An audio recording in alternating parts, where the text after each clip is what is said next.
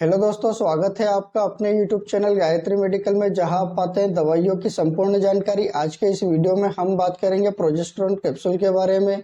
जानेंगे इस कैप्सूल के brand name, drug strength, use, dose, side effect और प्रिकॉशंस के बारे में। तो बने रहिए वीडियो के अंत तक, जिससे आपको इस कैप्सूल के बारे में पूरी जानकारी मिल सके। तो चलिए वीडियो की शुरुआत करते हैं।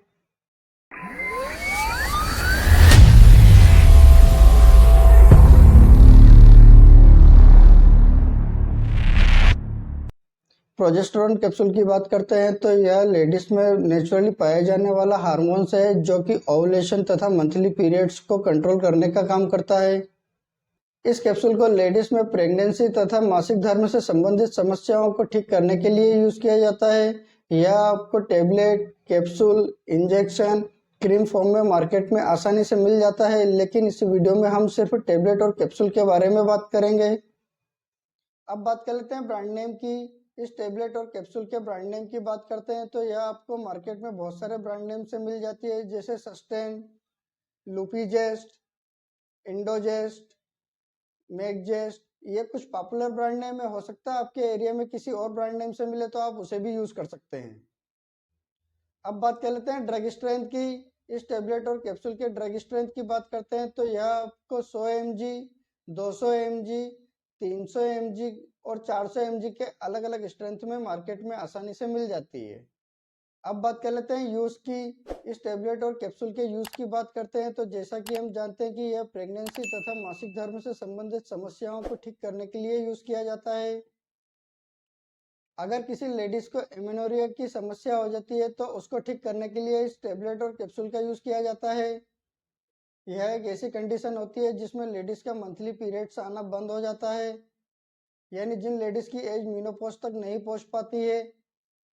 मीनोपॉज वह कंडीशन होती है जिसमें लेडीज का नेचुरली मंथली पीरियड्स आना बंद हो जाता है, और यह कंडीशन 40 साल से ऊपर की लेडीज में होती है।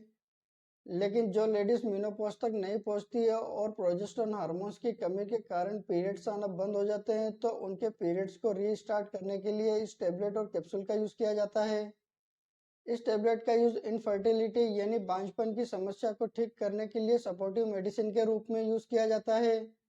इस टेबलेट का यूज एबनॉर्मल यूटेराइन ब्लीडिंग को रोकने के लिए किया जाता है, और यह ब्लीडिंग जनरली इंडोमेट्रोसिस की वजह से होती है या फिर यूटेराइन फाइब्रोइड्स की वजह से होती है। तो इसको ठीक करने के लिए इस टेबलेट का यूज किया जाता है। इस टेबलेट का यूज मिसकैरेजिंग को रोकने के लिए तथा बेबी की प्री मैच्योर लेबर बर्थ को रोकने के लिए इस टेबलेट का यूज किया जाता है। अगर किसी लेडीज का हार्मोनल इनबैलेंस हो जाता है तो उसके हार्मोन्स को बैलेंस बनाए रखने के लिए प्रोजेस्टेरोन टेबलेट का यूज किया जाता है। लेडीज की इन सभी समस्याओं को ठीक करने के लिए इस टेबलेट का यूज किया जाता है। अब बात कर लेते हैं डोज की। इस टेबलेट के डोज की बात करते हैं तो इस टेबलेट को लेडीज की बीमारी तथा एज और वेट के हिसाब से इस टेबलेट का डोज दिया जाता है। नॉर्मल डोज की बात करते हैं तो इस टेबलेट को दिन में एक बार लेने की सलाह दी जाती है।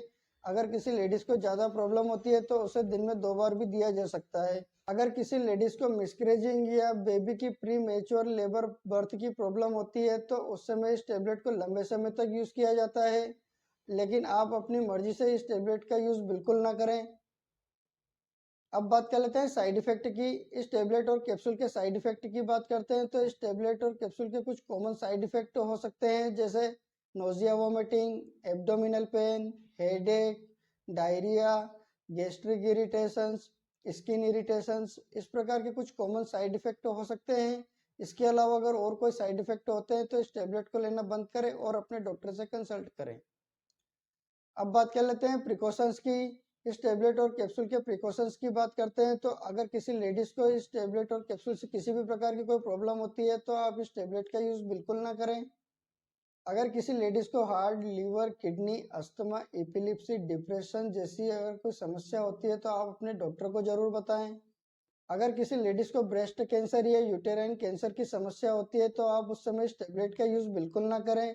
आपसे एक रिक्वेस्ट करूंगा, आप अपनी मर्जी से किसी भी प्रकार की कोई मेडिसिन का यूज ना करें। आप अपने डॉक्टर या किसी फार्मासिस्ट की सलाह से ही मेडिसिन का यूज करें।